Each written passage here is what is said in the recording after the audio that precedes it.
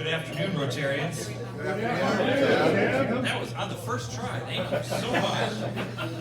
Welcome to the October 2nd meeting of the Rotary Club of Des Moines. I'm your president, Tim Lilwitz. First, thank you to Nakona Dayton for greeting today. Thanks, Nakona. Appreciate it. As a reminder, if you want to be a greeter for any meeting, please sign up in the lobby. We're always looking for people to do so and help engage in some fellowship. So, bit of an audible today. Don't ground too loud, but we're not going to have a Rotary Law and Disorder.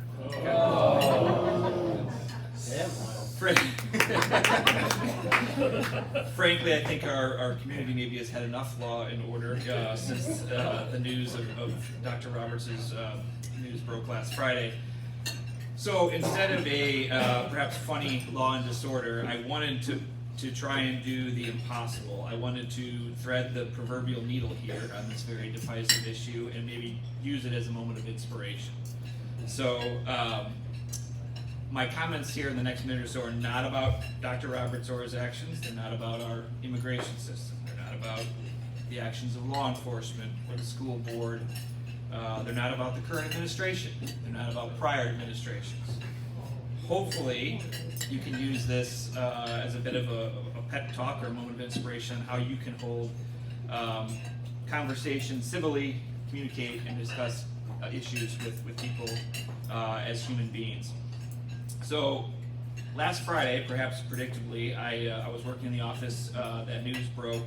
I didn't see it until I left the office, and I get home, and my wife, knowing my current position and that Dr. Roberts was a member of our club, sort of points stuff out to me, and to be honest, frankly, my first reaction was a little bit defeated because I saw not just from people who, leaders and pundits who were saying things, but also all the stuff online. And I'm not on social media, but my wife is, and so she was showing me some things. And frankly, some of it was pretty harsh, right? There was a lot of vitriol on both sides, both directed at Dr. Roberts, directed at ICE officers, directed at, and my first thought was, these people are all human beings, right? Trying to do the best that they can. So I poured myself a little glass of whiskey, maybe a larger glass of whiskey, sat on my back deck, and of course my wife looks at me and says I'm weird, and I said, well, you've been married to me for 20 years, so I think you're weirder than I am. But as I'm sitting there thinking, a memory or a thought popped into my head, and Kitty, if you're able to start it, this is the memory I had, and I remember this vividly. I think this was 2008. We're scared. We're scared of Obama presidency. I'll tell you why. I'm concerned about someone that cohorts with domestic terrorists such as Aries. I have to tell you, he is a decent person and a person that you do not have to be scared as president of the United States. Now look, I gotta ask you a question. I do not believe in. I can't trust Obama. I have read about him, and he's an Arab. He's not.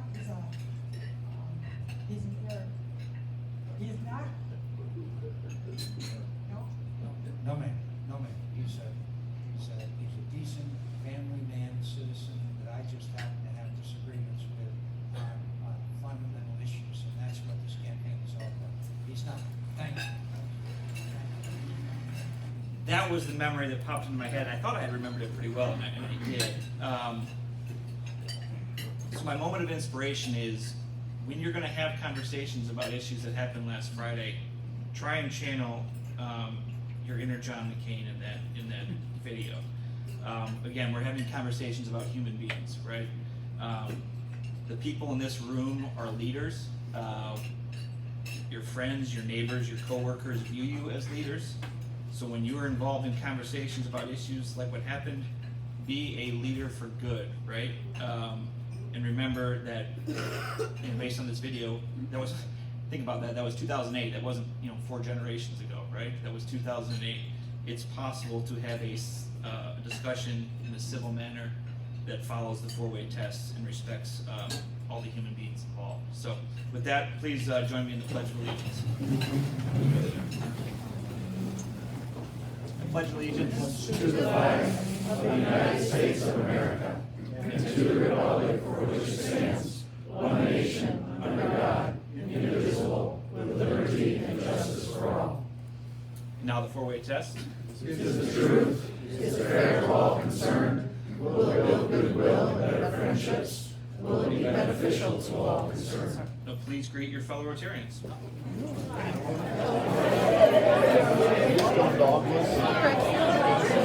John, how are you? Good, how are you?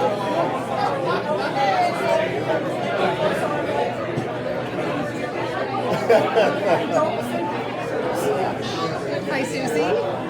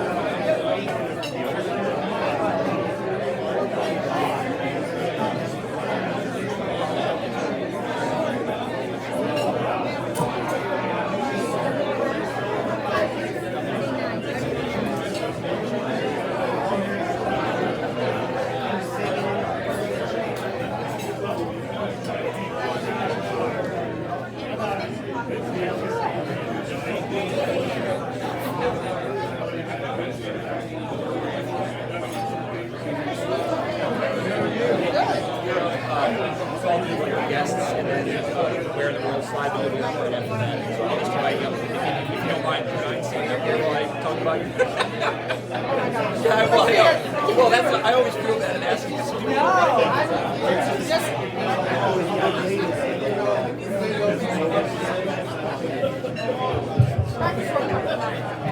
All right, we're going to continue on. We do have a number of guests here with us today. So guests, as I call your name, please stand, and then we'll hold our applause and greet you all at the end. We have Cindy Snell,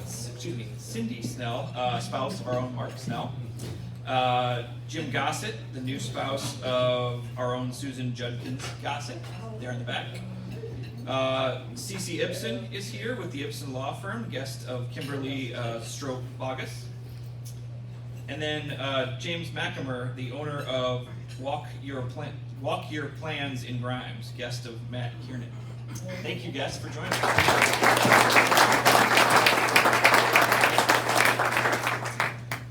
We do have two announcements. First, we'll hear from Carl Schilling, our multi-club representative here in the Metro, and then followed by Ann Schmerdla, our community service chair. So, Carl, why don't you come up first and just go right to Ann so they don't have to hear from me again in between.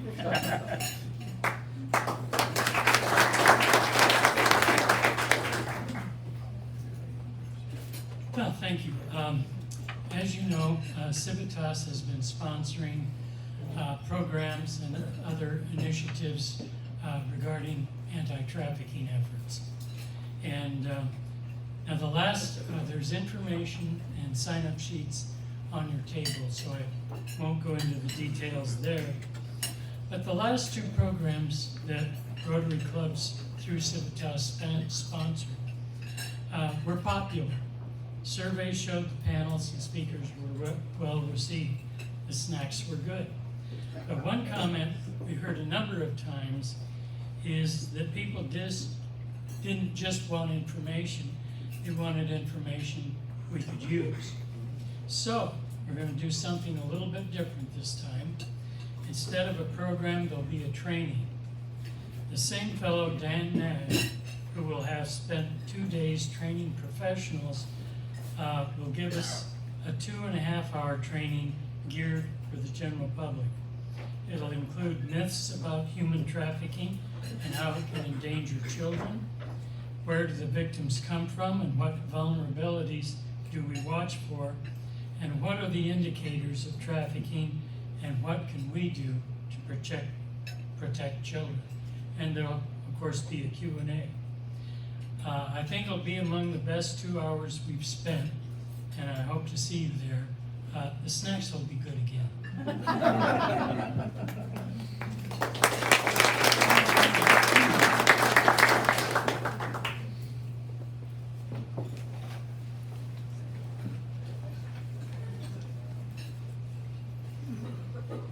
Hello, I'm Ann Schmerla.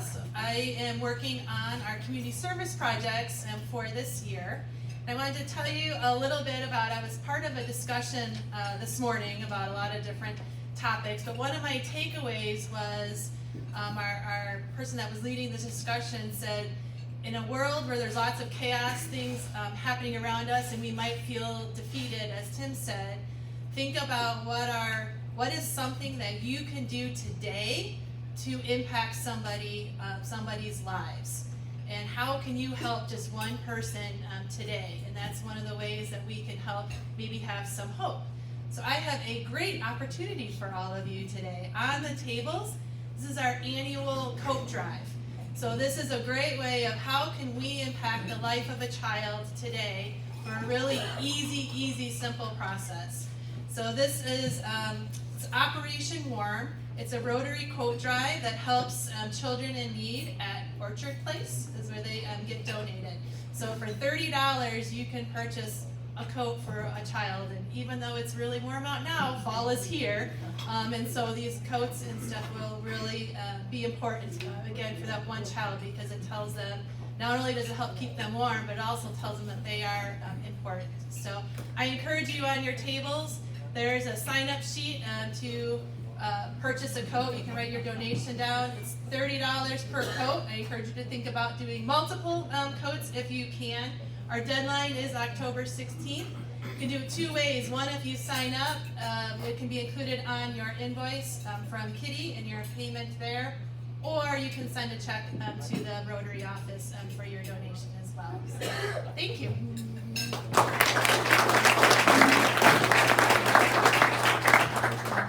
Thank you, Ann and Carl. Appreciate that. Next, we have, I think we're to slides, aren't we, Kitty? Yes. We have our Where in the World is Club 27. For our guests, the Rotary Club of Des Moines is the 27th club of over 36,000 clubs worldwide. And this is a collage of photos from our Thank Fall event last Thursday. I know many of you were there. Appreciate you coming out to the wonderful Jester Park Nature Center. Thanks to Rich Leopold for allowing us, as always, to use that beautiful space. For the third year in a row, we had absolutely perfect weather. While there were a number of us out there, my goal, and I want to help Josh too if he continues it next year, is to get even more of us out there. So think about ways, I know it's a little bit far from downtown, but think about ways we can increase the attendance out there, because it's an absolute beautiful space and a great time to engage in some fellowship with fellow Rotarians. All right. Today, and we haven't done this in a while, but today we're excited to introduce one of our newer members to the club. So I'm going to have Melissa Merrifield come on up. And as we do traditionally, we are going to stand here and just stare at her. No, I'm teasing. Only if you smile. Right. We asked Melissa a number of questions. And so you've got a free day. What would we find you doing? And Melissa says, if you know me, more than likely my free days are filled with something fun to benefit our community through many of the different nonprofits I contribute to. I am lucky during the summer months if you will find me floating in my pool. I love creating moments that matter with my two daughters, Riley and Mackenzie. Next question is, where in the world have you traveled and can't wait to go back to? And Melissa says she has yet to leave the United States, but her sister keeps bugging her about getting a passport, so it's on her bucket list. That process might be a little bit delayed right now, but you know. Melissa used to do a lot of work, travel, and does enjoy that. And one of the places she does wish to go back to is Washington, D.C. What's the best piece of advice you've ever been given? Melissa says, spend time investing in others with no expectation or return. Melissa enjoys caffeinated conversations. It is about connecting with others to learn where their purpose meets their passion. That's a good answer. And then, what talent or skill do you possess that might surprise or delight people? Melissa says she is an idea queen. Her brain never stops generating ways to elevate others and businesses. Melissa is a data geek. She loves piecing the behind-the-scenes data to tell the story in unique ways. And then as tradition, I'll have Melissa answer this last question from the podium, but you've now joined Rotary. What can't you wait to tell your friends and family about our organization? Yeah, gotta go to the microphone. Oh. Go around this way, sorry. Well, joining Rotary was a natural fit for me just based upon serving our community. And I can't wait to serve with fellow Rotarians and continue to do big things in our community and being leaders and helping enhance and inspire others to do and join Rotary. And it just makes sense. The 4-way test is kind of the way I live my life. And that's also where my purpose meets my passion is serving our community. So thank you so much. And you guys have been fantastic and welcomed me in.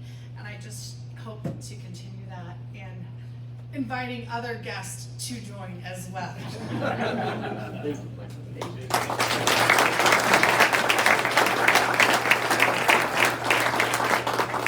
Thank you, Melissa. We're grateful to have you as part of our club. And with all that taken care of, it's now time for past president Kevin Kassir to introduce our guest speaker. Kevin.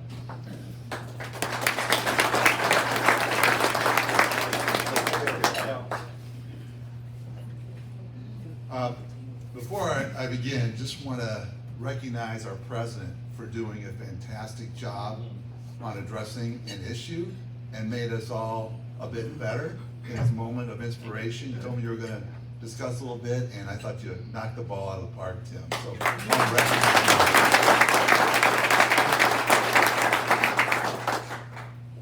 you. I'm thrilled to be welcoming back one of our members of our club, Brian Mulcahy, CEO of the Des Moines Airport Authority. Brian's got a few things going on right now at the airport. But you know, I have all the confidence in the world that we're going to end up with a successful project in a great airport. Brian was a member of our club from 2013 to 2017. And I got to know Brian a little bit as he was a program committee chair, and I was his vice chair at that time.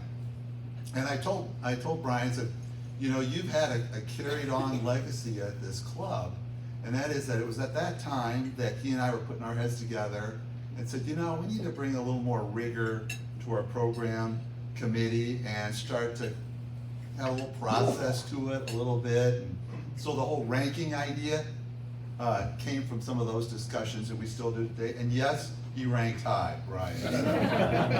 You've come full circle. Brian has been at the airport since 2011. Before becoming CEO this spring, Brian was the assistant executive director for a couple of years. And then his prior time was as the director of finance and administration. Brian's past experiences include roles in auditing, financial accounting, and operations in the insurance industry. He brings a unique knowledge of flying as a retired colonel after 34 years with the Army National Guard and the Army Reserves, serving as a helicopter pilot and in emergency management. Brian holds a bachelor's degree in accounting from Iowa State University, an MBA from University of Phoenix, and is a certified public accountant. Brian and his wife Jennifer just celebrated 30 years together. Congratulations, Brian, last month. Live in Ankeny since 1995. They have 4 children, 1 Cyclone, 2 Hawkeyes, yay, go Hawks, and an Air Force Academy Falcon graduate, which is pretty cool. All out on their own and doing well, I understand, and he has a second grandchild on the way as well in November. So please join me in welcoming back to the Rotary Club of Des Moines, Brian Mulcahy.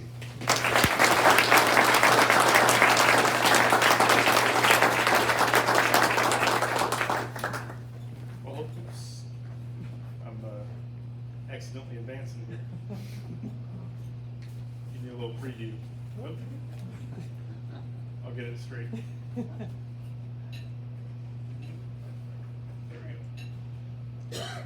Well, it's an honor to be here today. Thank you for the opportunity to come and talk to you. This is a project that will impact everyone, I think, and we enjoy the opportunity to be out and talk to the community about it, to let everybody know what's going on and what they can expect. Thank you, Kevin, for the invite. It's an honor to be here, but I want to start with get a feel for who's been out to the airport lately. So if you've flown or picked somebody up, maybe in the last 6 months, can you raise your hand? Okay, so just about everybody's been out there. How about in the last month? Okay, so you're all pretty familiar with what's going on out there. Yeah, today or tomorrow.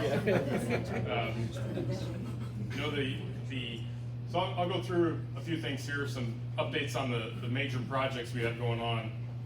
But before I get into that, you know, I really want to talk about, you know, what the process we went through designing the terminal has been a long one. But as we talked to people, the thing we heard over and over again was keep it easy. You know, Des Moines is an easy airport to get in and out of, and we want to retain that. So that is one of the things we've tried to focus on, and hopefully we will meet that expectation when the new terminal opens. Another thing I always hear is, you know, are we going to have new airlines, or are we going to have new routes? And I really can't guarantee anything because the airlines make those decisions, not us. But what I can say is we will have definitely more opportunities to get in other airlines or other routes, because right now we are really constrained at the airport. We really can't park any more aircraft overnight. We park anywhere from 20 to 23 aircraft a night at the airport. We have 13 gates, so that means anywhere from, you know, seven or more planes are getting towed off the gate after they deplane to a parking spot. So the airlines don't really want to do that if they don't have to. So that's what's really kind of constraining our ability to add routes. But I will say for Des Moines, you know, for the size of an airport we have a pretty good route map right now. We've got 34 continuous or seasonal routes right now. So if I ask the group, what do you think Omaha has for their number of seasonal or continuous routes? If we have 34, what do you think they have? 35. 50. 25. Okay. I thought the consensus would be more like the 50 number, or, you know, something bigger, but the reality is Omaha is also like right around 34, 35. So I think for a long time in Des Moines, you know, we kind of viewed our air services as maybe second tier to Omaha, and it is, I mean, Omaha's a bigger airport, they have a bigger population, so they do get more frequency on a lot of routes. But as far as the number of routes we have, even though a number of ours are seasonal, you know, we're right up there with Omaha right now. So if we can get something, you know, a little more coverage to the northwest, I think we'll be in good shape for really covering everything that people want to see. This slide, I know it's hard to see from a distance, but I basically have 2017, 2018, 2019, and 2020 in the bottom right there. This was construction on the south side of the airfield, so it was kind of out of public view. You know, people really didn't know what was going on. But my point here is we started planning this 2017 construction probably back in 2015, when you talk about lining up grants and funds for the capital improvements and things like that. We had to do all of this in order to make way for the old Signature and the old Des Moines Flying Service that were on the east side to move, and then make room for the current building pad that we're using right now. So my point with this slide is that we've been at this for quite a while, probably back to 2013-14 when we first started talking about the plans for the new terminal. So it's good to have made this transition and be where we are today. Here's just some interesting stats that I think from the process. Our new parking garage is 1,100 new stalls, so I know there's a lot of people who are thankful for that. Unfortunately, the garage has been full already a couple days, so I think this winter we're still going to see full parking garages. 200,000 cubic yards of dirt that we're moving this year. If anybody lives near Fleur Drive, or you go up and down Fleur Drive often, all you see is trucks moving dirt right now. And thankfully, you know, the wet weather we had in July, June and July really slowed the process down, but the good weather we've had now for the last 60 days has really helped us get back on track with the dirt that we're moving. It's approximately 20,000 to 21,000 truckloads of dirt, so that's a lot of trucks moving every day. We have 29 separate federal, state, and local grants, and of those 29 grants, there's probably 10 to 12 different programs that we are working with. And so really what that means is each of those programs have their own rules. So any given dollar that we're spending on the terminal that's a grant dollar has to be tied back to the actual documentation to make sure we're not double dipping on a grant, or we're meeting the actual requirements of that grant, whether it be Buy American or small business requirement of some sort, things like that. So just the tracking of a $550 million project is pretty significant for our staff, because we don't have a lot of staff at the airport authority. We have about 75 employees, and 4 of those are accounting staff. So we do have an owner's rep team that's helping us with this project. But when it comes to the audit at the end of the year, that's our 4 accounting staff who are really taking care of that audit. So it's a pretty big lift. Onto the parking garage. As I mentioned, there's 1,100 new stalls in this parking garage. It did open July 1st, so we're very happy to have it open. Since everybody's been out there, you probably are familiar here with the entrance. It's the one entrance to the garage right now. Down the road here, as we get the rental cars moved out of the terminal area, we'll have another entrance to the parking garage. But right now, this is the single entrance, and into the finally got all the lighting working. The lighting looks pretty good, especially at night. I want to talk about the easy pickup. I don't know if any of you have experienced the easy pickup lane that we put in out there, but the goal here is to move cars off the front curb. You know, if you've been out to the airport, you know that people like to sit on the front curb and wait for their passenger to come out. And that's really going to be a problem for us when we open the new terminal. And I'll get to this a little more when I get to a later slide, but for about the first year of the new terminal being open, we're going to have a pretty tight front curb. And so we need to retrain everybody to do the pickups in the garage. And that easy pickup area is 2 hours of free parking. You can go in there and sit for up to 2 hours for free. Stay longer if you want, but the first 2 hours are free. This is the gate arm as you get into the gate, and you just pull straight ahead for that easy pickup.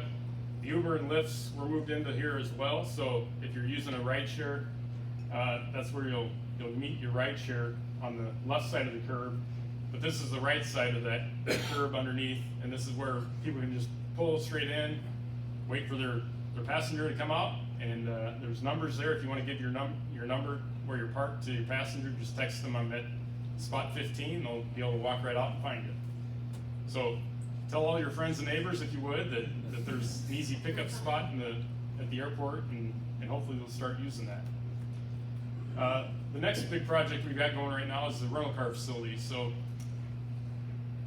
as you all know, the airport, the number of passengers has grown quite a bit over the last number of years, but we have a finite amount of space in what we call the East Quadrant. The East Quadrant of the airport right there along Fleur Drive. The more passengers we have, the more parking we need, the more rental cars we need. Everything grows, but we're limited on space. So we made the decision to go ahead and move the rental cars down to the south side of the airfield. So if you're familiar with the gray lot, the parking facility will be down here across from the gray lot at kind of the southwest corner. So Southwest 28th Street is down here. That intersects with Army Post Road. We will have a shuttle then that takes everybody who needs a rental car will get shuttled down to the rental car facility. We'll pick up the car there, and they will return it there and then get shuttled back to the airport. The rental car companies weren't thrilled about this because obviously they wanted it to be as absolutely as convenient as possible, but we really got to the point where we needed the space in the terminal area, especially because in later phases of the terminal project, the rental car parking is going to become a construction route. And so it just got to the point where we need to get them out of the way and give them a space to grow as well. So this is a rendering of the new building. This is what you would see from the Army Post Road side. There's a pretty significant retaining wall right now going up on the on Army Post Road. So you may not see all the building now with that wall, but the shuttles will pick up right here and then get people right back up to the terminal. Moving on to before I get into the actual terminal building, I want to go back to this is an employment forecast we had done, again, back quite a while ago. This was probably done, I guess, around it was updated in about 2022, I think. So we're projecting out to 2042 the number of employments, and a lot of this is just based on the FAA's standard increase that they plan for all airports. But we have had periods of pretty significant growth in Des Moines. You know, from about 2012 to 2019, just before COVID, we were averaging over 5.5% a year employment growth, when the typical average for airports is more like 2.5% to 3%. So it kind of went well with the growth of the Des Moines Metro. But even with a regular 3% increase from the FAA, we're looking for 2.5 million passengers by 2042. And so that's kind of translated then, in the airport terms, it's kind of translated into the number of gates that you need available to serve the aircrafts that will take care of those passengers. So on this slide here, you can see the plan was that by 2027 we needed to have 15 gates and then another 8 parking places for extra planes. We need to have 17 gates by 2032, and out to 2042 we would need at least 19 gates. So if you keep track of that 19 gates number, you know, we currently got 13 gates that operate at the airport, 13 loading bridges, and we'll be adding 6 when the new terminal opens. So we'll be at the 19 number in January of 27 when we open the new building. So we're going to be adding gates on after that as well. So my point is we're trying to build the terminal now so that we're well taken care of into the future for growth. Last month the board did approve the final phase of the building that we're doing now. So these are the last 4 gates, and this will take it right out to feel like it's right on top of Fluor Drive, to be honest with you. The last section of steel that went up, if any of you were out there when you saw that steel recently over the summer, that was what we call Phase 1B West. So the next 4 gates worth of steel will probably be going up next fall. And like I said, that's going to feel like it's right out on Fluor Drive by the time it gets built. So the phasing of this will occur so that we open what's listed here as Phase 1. This will open in January of 27.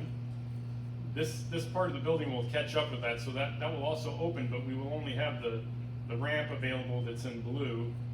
The following year we'll get the ramp that's in orange. The following year we'll get the ramp that's in pink, and then 2030 we'll get the ramp that's in purple. So the reason for phasing all these ramp phases is because all these ramps are tied to different federal grants. And so we don't have the money ourselves to build this stuff when we want to. So we have to wait for the federal grants to become available, and hopefully those federal grants will continue to come as we have planned them. Knock on wood, we've gotten all the federal grants that we planned at the beginning. We've gotten those, they've all been realized, which is good. That's part of the reason that we phased this the way we did. We certainly didn't have the money to just go out and plan to build it all at once. So we had to do it in phases, and as the grants have been realized, as the funding has been realized, then we could go forward with more building. Ultimately, this is a kind of the full build out. So this would be 22 gates eventually. This Phase 1C is probably well off into the future. We'll have to pay down the $350 million loan that we got from Polk County. We'll have to pay that down before we proceed with going into Phase 1C. That will probably be well past my time at the airport, probably 10 to 15 years into the future at least before we get that far. This is really kind of a picture of what we're going to open in 2017, or sorry, 2027, except for the fact that the existing terminal will still be there. That will be demoed in 2027, this part of the terminal. This is the bag claim building, the current bag claim building. This will become the admin offices, so we're gonna repurpose this building. It's fairly young. It was built, I think, in the 90s, so it's only 30 plus years old now. So we're gonna repurpose that for our admin offices. The rest of the terminal will go away. We'll continue to keep the existing concourses. The 13 gates on the existing concourse will stay put, and we'll have a secure walkway. This was just put in the last 2 weeks. The secure walkway will go from the new terminal to these A and C concourses. They're not gonna be called the A and C concourses anymore. We're just gonna number all the gates, so that'll be a change you see in 27 as well. But all passengers will come through the main terminal and then head into the depending on which gate they're on, they'll go to the gate from the main terminal. When I talked about the easy pickup, until we get this terminal, the existing terminal demolished, and we're able to build out the rest of the roadway, we're gonna have a very short front curb on the new terminal. And this is just kind of a result of how the facing had to go, but we can't afford to have 30 cars parked on the front curb, in the future. It's just the reality. So that's why we need to train all the people picking up passengers to go into the garage, get your passengers there. It'll keep the front curb a lot cleaner and a lot safer. Because once that curb starts getting backed up, even in today's terminal, our emergency vehicles can't get to the terminal, our parking shuttles can't get through sometimes. So it's just a change that needs to happen, and hopefully we can get everybody trained to do that, and it'll work out well. I've got a few slides here. I'll just kind of click through these quickly so I can get to any questions. These are renderings of the terminal, the new terminal. We are going to continue to have our own brands in the restaurants. We're not bringing chains in because we use a lot of Iowa companies for craft beer and even our food. So we want to continue that. Our hold rooms will be a little unique. This gate area, the gate area will light up green when the aircraft are boarding. And the intent here is that people can kind of spread out in the terminal. You don't have to sit right at your gate to know what's going on. When that turns green, your aircraft's boarding. You can stay in the bar and have another beer until you see that turn green. Whoops. Just a couple of quick things. We are doing the new de-icing pad will open here this fall. So aircraft will all be de-iced there instead of at the gate. Should be much more efficient for the gate for them to get out. Just quick things on what's coming in the future. Archer, Joby, they're developing self-flying aircraft. That's coming in the future. Autonomous vehicles are coming. Obviously, a third of our revenue is parking, so we're concerned about that. A new term that I heard this week was neighbor-free seat. So a lot of the airlines are starting to sell vacant middle seats. And then this one here is a bag drop. So we were hoping to have automated bag drops when the terminal opens for people to speed your check-in process. So I think it went a little bit longer than I was planning to, but I'm happy to answer any questions that people have. Yes, sir. Will you still be able to drop off curbside then? Yes, you can. The drop-offs go pretty quick. That's what we want to keep on the front curb because that's the most convenient for people to get the bags in. But the pickups tend to take a little longer, and that's what we want in the garage. Yes, sir. I'm departing on Saturday. Will there be TSA agents there to get me through? Yeah, so the question's about TSA agents with the government shutdown, and so far we expect TSA to continue to be there. We don't expect any impacts really. They're all accepted employees for the federal government, so they're expected to work, and we haven't had issues in the past with shutdowns, so we're hoping this shutdown goes quickly. Yeah, Mark? When you open the new facility, will it have that new scanning capability for the luggage to drop and go, or is that something off into the future? We're hoping to have that when the building opens in 2027. We have to get a lot of cooperation from the TSA and from the airlines to make it active. So I can't promise you that right now, but we are working towards that. We hope that it will help shorten the lines at the counters. you know, the younger generation today doesn't want to talk to anybody. You know, if they can drop their stuff and go without talking to anybody, that's what they want. And that's really makes our ticket counter option or operation a lot more efficient anyway. So, Kind of a follow on. Yeah. As far as the baggage claims, how many baggage claim areas will there be? we're opening the building with 3. There is room to expand that to the west if need be in the future, but there's 3 separate bag claims. Yes. You know the known traveler number, the TSA, we got that, like $85 for 5 years. Is there something better now? Well, you can get global entry. Global entry is another option if you travel internationally. That's a little bit more, but it's guaranteed that you'll get TSA pre-check. If you just have TSA pre-check, you're not actually guaranteed to have that on every flight. Is that you do that online or? Yeah, you have to apply online, and then there's also you get your notification that your application's been approved. Then you have to do an in-person interview. You can do those interviews at the airport. We do have Customs and Border Protection at the airport, but the interviews are tough to get. About twice a year, we usually do an interview event where we'll come in and interview 200 people in a couple days. So the interviews are just kind of a trick sometimes to get. Yes. I like airports that are fun, and so what is something that will be notable about Des Moines? Okay, I can answer that. And I will say, I don't want to recognize, Rob's firm has been involved with this, and Susan's firm has been involved. We had a ton of local participation in designing this. One of the fun things that the architect team came up with is in Des Moines, when you come across I won't go back to the slide, but when you come across from the skywalk, you go right into a meter greeter area. There will be a glass wall there that separates the secure and non-secure side. So I think Des Moines will probably be one of the few airports, if not the only airport, where you actually can see through from the non-secure side. You can drop a passenger off and they can go through security. You can see them on the other side going to their gate. You'll also be able to see all the way out to the aircraft from the non-secure side of the airport. So it's kind of a last chance to wish your passenger goodbye if you want to, or see them coming in when they get off the plane. So it's probably about the best I can come up with, because we were very constrained. We value engineered this building a lot to really get it down to the minimum requirements. So, but that's one thing we kept. Are we doing on time? Oh, you get a couple more questions. Okay. Yeah, Brian, thanks for coming and thanks for the presentation.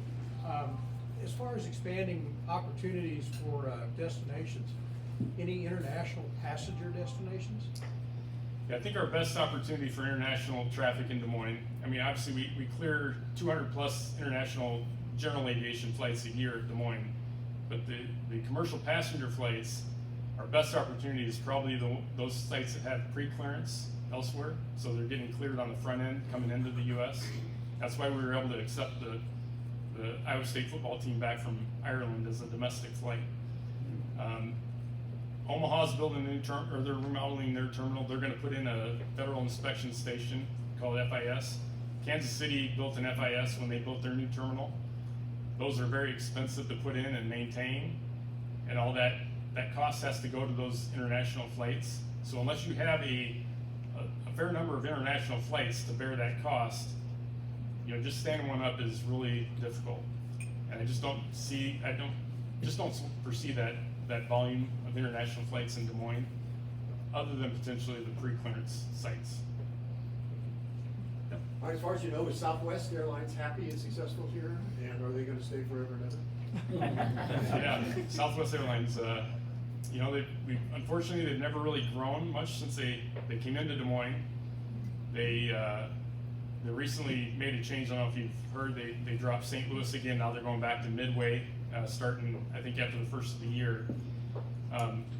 They seem to indicate that their flights are full. They have good load shares or load percentages on their flights.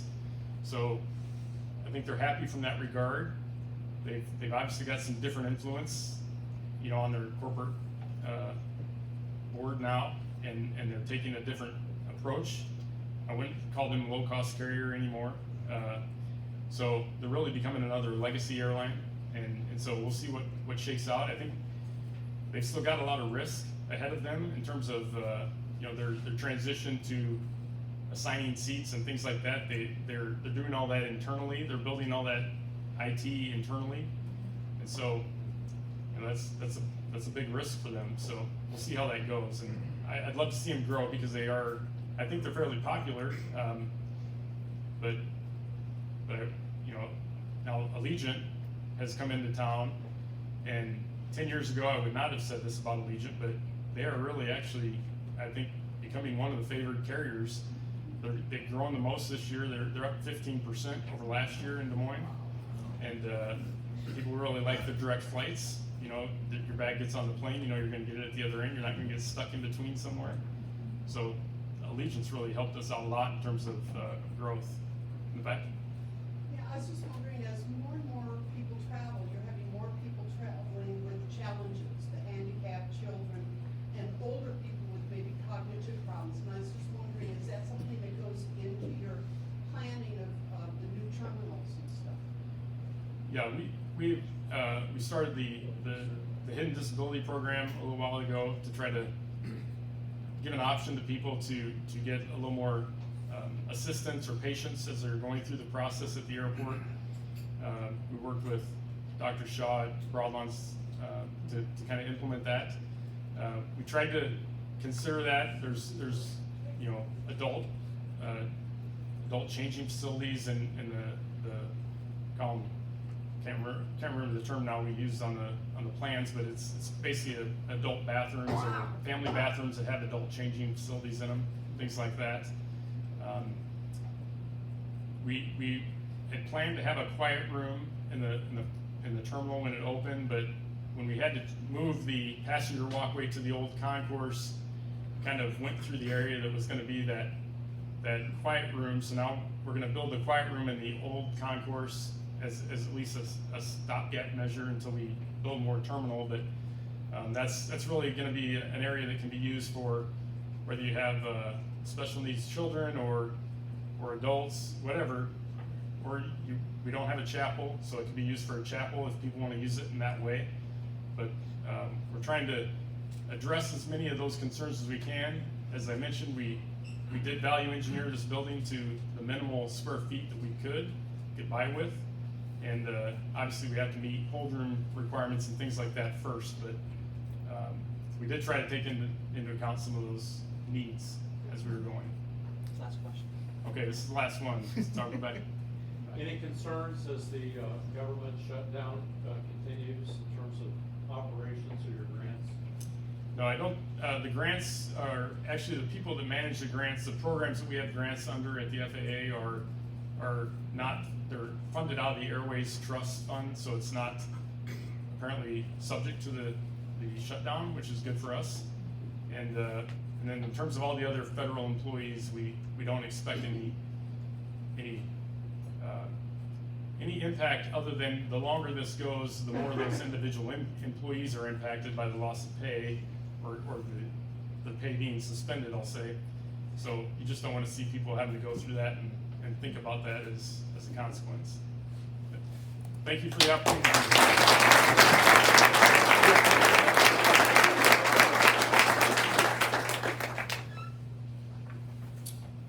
Thank you, Brian. Appreciate you spending some time with our club today, and appreciate you sharing your update on the airport. Our community, and Brian did say he's around. If I know there were a couple questions out there, he'll be around for a few minutes if you need to follow up with him. But I think it's safe to say our community is a better place because of you and your team at the Des Moines International Airport. And saying that, I noticed that no one from the airport is a current member of our club. So see Kevin and I afterwards, so we can strong arm you about membership. No. Upcoming meetings, we have a couple or three more really good programs coming up over the next 3 weeks. We have Dan Wood, State Fire Marshal, on October 9th. October 16th, we have Rob Denson, President of DMAC. And then October 23rd, we have Peter County from the Iowa State Fair Blue Ribbon Foundation. So as I always say, good programs, and bring a guest that you think would be interested in one of these programs and or joining our club. A few more upcoming events. A couple more morning fuels before the holidays. We just had Ann did a great job this past Tuesday at our morning fuel event, and so on October 28th, our own Michael Wolnerman will be presenting his story, and then on November 18th, Susan Judkins Gossett will be there and will present as well. Reminder, our morning fuels are from 9 to 10 a.m. on those Tuesdays. The fellowship is free and the coffee is on you. And then one quick other reminder, the International Service Committee does meet today at 1 o'clock right after the meeting here in the Embassy Club. So if you want to be a part of that meeting with the International Service Committee, please stick around. Thank you to all of you that showed up today to hear Brian talk. Thank you for being part of the Rotary Club of Des Moines. Thank you to our guests who are here. And again, a final official welcome to Melissa Merrifield. Stay true to the good, and we are adjourned.